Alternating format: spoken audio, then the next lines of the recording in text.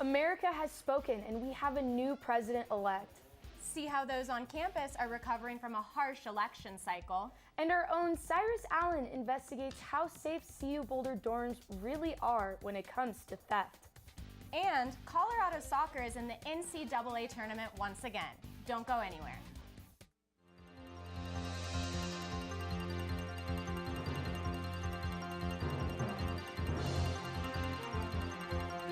From the Roser Atlas Center and the College of Media, Communication, and Information at the University of Colorado Boulder, this is News Team Boulder. Happy Thursday, Boulder. Welcome back to another week of News Team. I'm Colette Bordelon. And I'm Lauren Sorge. Here's the news from Boulder and beyond. A whirlwind campaign season came to a close on Tuesday night, and the results are still coming in. Our 2016 president-elect is Donald Trump. Mr. Trump will be inaugurated into office on January 20th, 2017.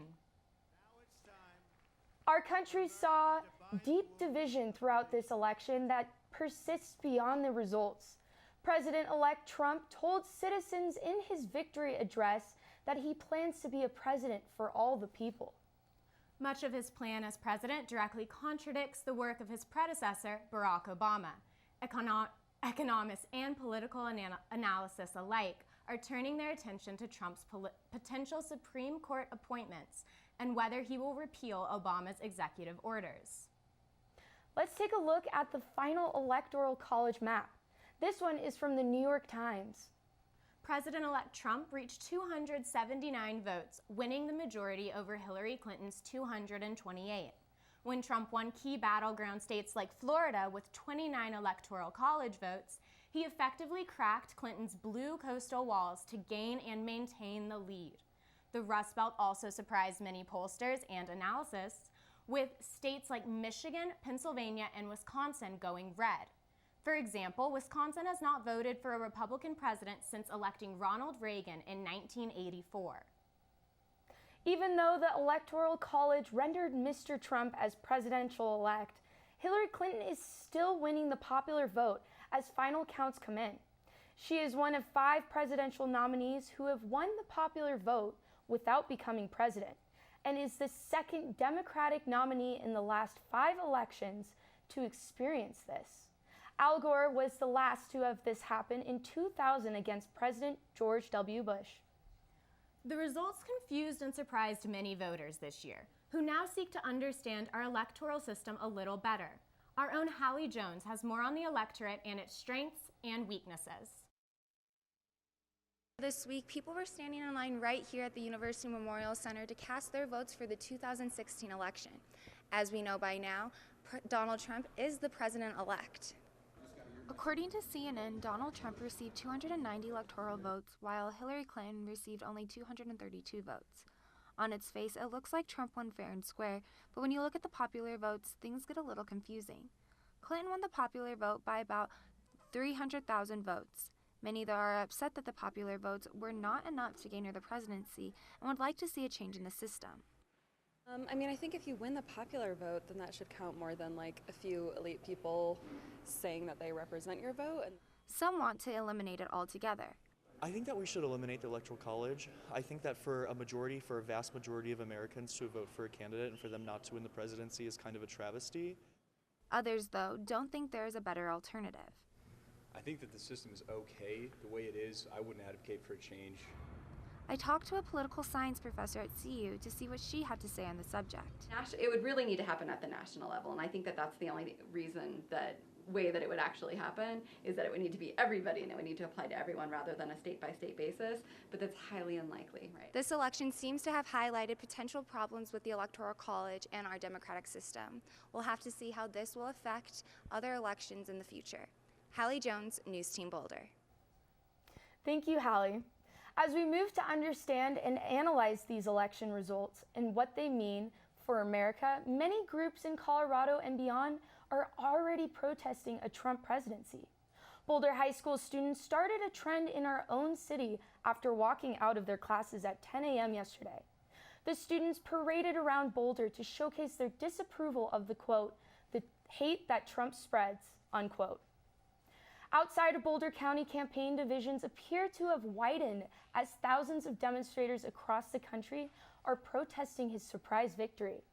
From New England to heartland cities like Kansas City and along the West Coast, protesters bore flags declaring he is not their president.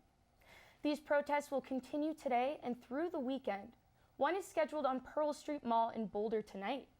The event's Facebook page shows over 2,000 are interested in attending. Aside from protests, those unhappy with the election results are organizing in other ways to help each other cope. On campus, the Gender Justice League hosted a post-election discussion yesterday. Emotions were running high after the declared results. Students and political science professors joined together to discuss what happens next for women, people of color, transsexuals, and gays in our country. I'm sad.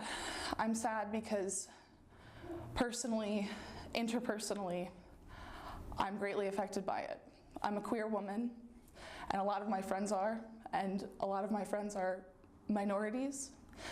And those are the people who, because of this result, have to fear for their lives in the climate that we've created. I'm here because I also don't want people to be fearful when they walk out their door every day and go to school or go to work. I don't want somebody to have to question whether they should put on their hijab because they think that they could face a hate crime. I think that we are a people in crisis, and I think that we need to come together into community to collectively mourn and express our grief and frustration at this election. The Gender Justice League is open to any students majoring or minoring in women and gender studies and want to practice social justice. Colorado citizens voted in mostly Democratic fashion regarding representatives. Michael Bennet has been voted back in as U.S. Senator for Colorado. Jared Polis has also been re-elected as representative to District 2 in Colorado, which includes Boulder County. Zooming out from Colorado, this has been a historic election for women in the Senate. Kamala Harris is the first biracial woman on the Senate. Catherine Cortez Masto is the first Latina senator, and Tammy Duckworth is the first Thailand-born Senate member. The victories were signs of hope for the Democratic Party, which had hoped to elect the first woman president this week.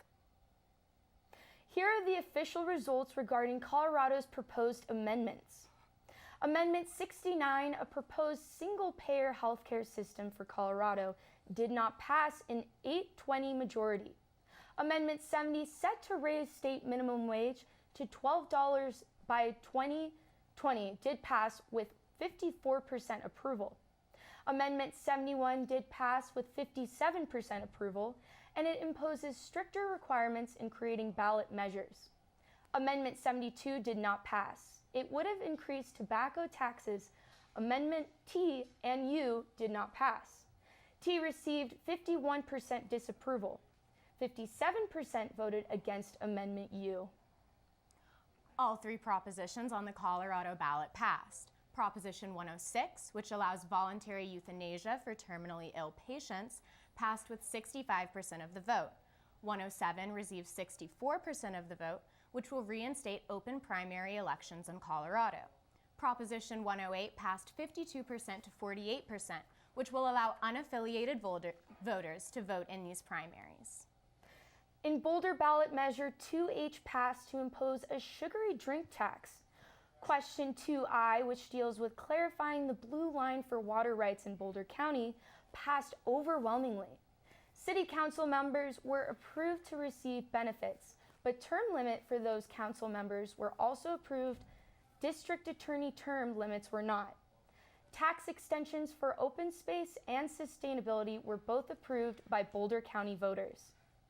Colorado fared well when compared to other states' voter turnouts. According to a political scientist at the University of Florida, Colorado had the fourth highest voter turnout in the nation.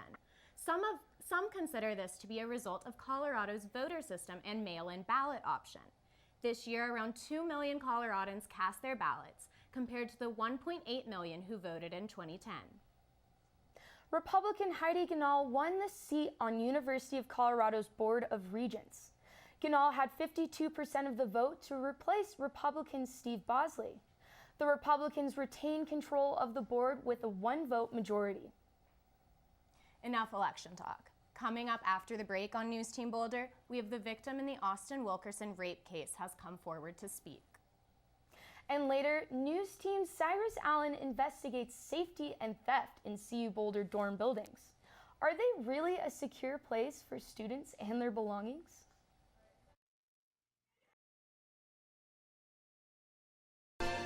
This is News Team Boulder. Good afternoon, Boulder. Welcome to this week's edition of News Team. I'm Christine Lambert. And I'm Lauren Sorge. We have Cyrus Allen here to tell us a little bit about something that is affecting all of us right now, those frigid temperatures outside. That's right. Hey guys, thank you. Winter has finally come here in Boulder, and we're finally seeing some of those cold temperatures around the area. As we take a look outside the window of our roof here at Atlas, we can see all the snow that has come in 2 nights ago and covered Boulder. It's currently 15 degrees out right now, and it won't really get much warmer than that. And that's about as high as it's going to get, say, a few degrees. But on the bright side, it'll be mostly sunny today, so we won't see any more snowfall. Coming up later in the show, I'll have an update on the weather around the state, as well as your 4-day forecast, and I'll have some tips for you on how to stay safe on those icy winter roads. Thanks, Cyrus. The cold weather is well-timed given that CU Boulder students are staying indoors to study for their final exams. The most popular study spot? Norland Library. Norland Library is currently open around the clock and will remain so through next Thursday night. The library began its 24/7 finals schedule 2 years ago after student demand for extended study hours. The Norland Commons resident coffee shop, The Laughing Goat, will also remain open for extended hours to keep students fed and caffeinated through the end of the semester. So I don't spend any time in Norland Library, but it's good to hear that it's open 24 hours this week. I spend a lot of time in the engineering center, and that's always open 24 hours, so good to hear that Norland's keeping up. If Norland seems a little too crowded for your taste, you can check out 4 smaller libraries on campus in Coble, Benson, Earth Sciences, the Math Building, and Image Music. Aside from the popular libraries, we've put together a short list of some lesser-known study spots that are great for the stressed-out students. First up is the 5th floor lounge at the University Memorial Center. Next, check out the Bio Lounge at the Museum of Natural History. There's a coffee bar. Also, if you're on the east side of campus, the 3rd floor lounge in the Center for Community Building offers comfy chairs and proximity to the dining areas. In Duane Physics, take the elevator to the top floor for a panoramic view of Boulder and a quiet lounge to study. And at the top of our list, the Student Engagement and Collaboration area at the UMC. This wing of the building on the 2nd floor is brand new and offers open and private study areas for students. Boulder has plenty of shelters for the homeless throughout the country, and it's the reason some of them travel here. Aaron Koppelman has more on the story. Homeless people around Boulder can stay here at the Boulder Shelter for the Homeless and get their own bed for 90 days straight, which is especially important when the temperatures hit below 0. In a recent federal survey, nearly 2,000 people were counted as homeless within Boulder County borders on a single night, but there aren't enough beds for everyone. In response to this, places like the Boulder Shelter for the Homeless offer a call-in lottery for those to get a bed. Because we believe that, the basic necessities of life are, something that everyone should have access to. One homeless man who goes by the name of B says a unique initiative in Boulder County gives working sober individuals a permanent place to live after 9 months. Well, it makes me feel great because where I come from, they have nothing like this, and like a lot of people are sleeping out on the streets. Night shelters aren't the only place where homeless people can stay warm. Boho offers day shelters for the homeless people, which today is at the First Presbyterian Church. Aaron Koppelman, News Team Boulder. These shelters are giving the homeless a chance at a better future, and Boulder is becoming a leader in providing top-notch homeless services. Graduation is approaching for some students, but they won't be able to walk until the spring campus-wide ceremony in May, as there will not be a campus-wide ceremony for the winter. Degree conferral is on Thursday, December 15th, but individual department ceremonies begin the following day, Friday the 16th. Coming up after the break, the ongoing election recount efforts and Donald Trump's growing list of appointments. And later, the challenges and stereotypes many veterans face at CU Boulder.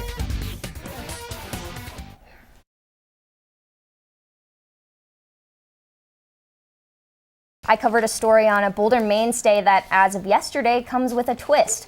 Here's my original report on what this small business faced in Boulder's high rent market. Weekends at Connor O'Neill's were lively, full of music and fun in Boulder's only authentic Irish setting.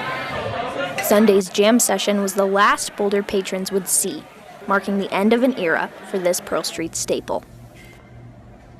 Construction next door to the pub increased rent and decreased sales for almost 2 years.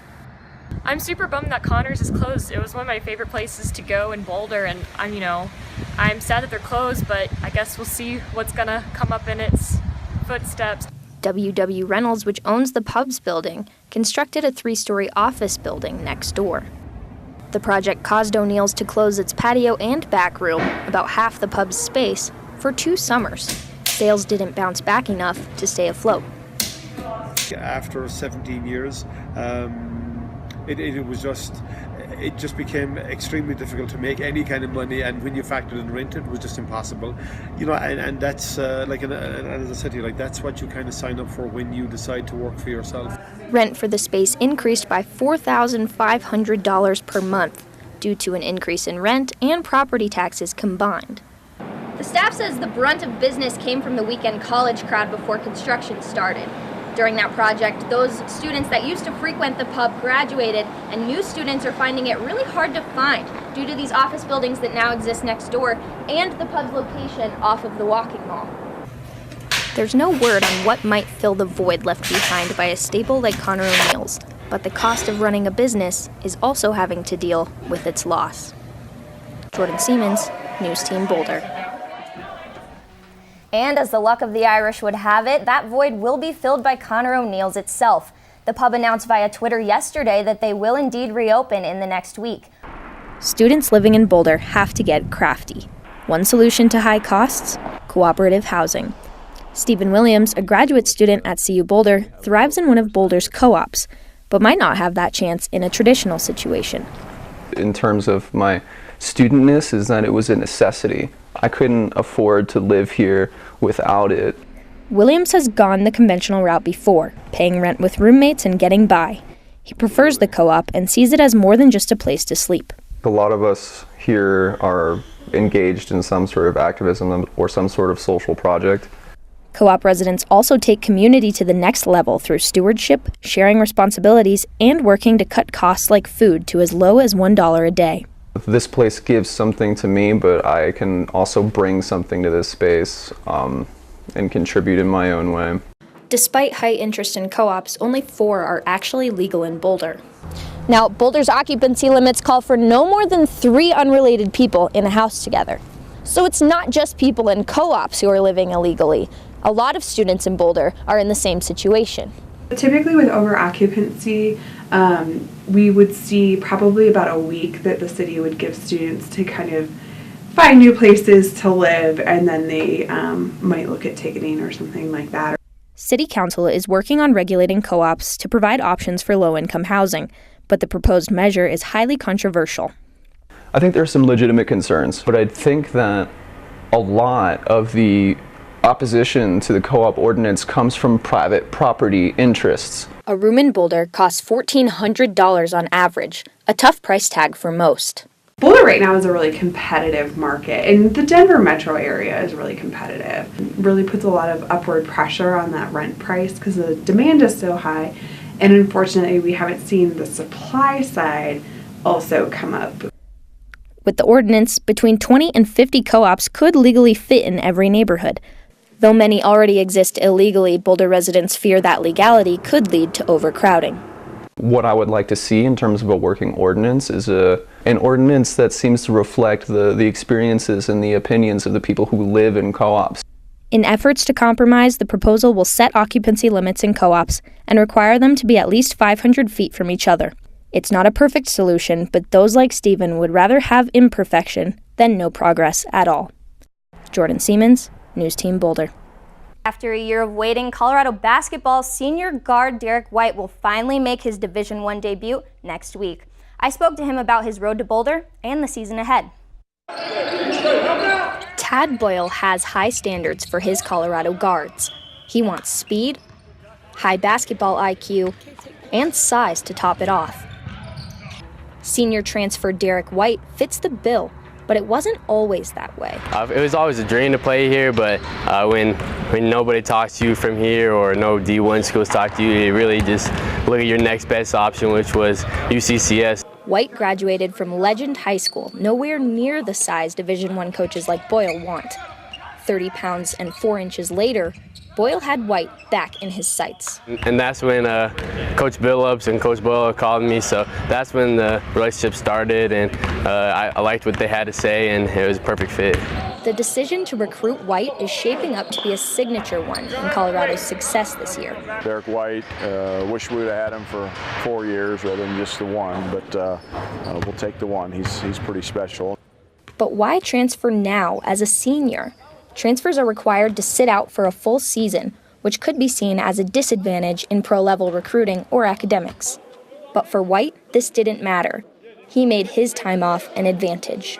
It gave me a time to catch up in classes with the transfer, and it was definitely a learning experience. You're courtside, you can see how big, how physical, how athletic all the guys are. Boyle's still in the process of deciding his starting five for next Friday, and so far, 3 people have stood out to him. One of them is Derek White. You can play 3 positions on offense. You can play a little bit of point. You can play the wing. In today's basketball world, they have to have the ball in their hands to be real effective. He can be effective without it. Derek White sees his year at Colorado as a year of competing at the highest level, and he seems more than ready to make it count. White and his teammates take the court next Friday. Colorado's home opener against Sacramento State tips off at 7 o'clock Mountain Standard Time.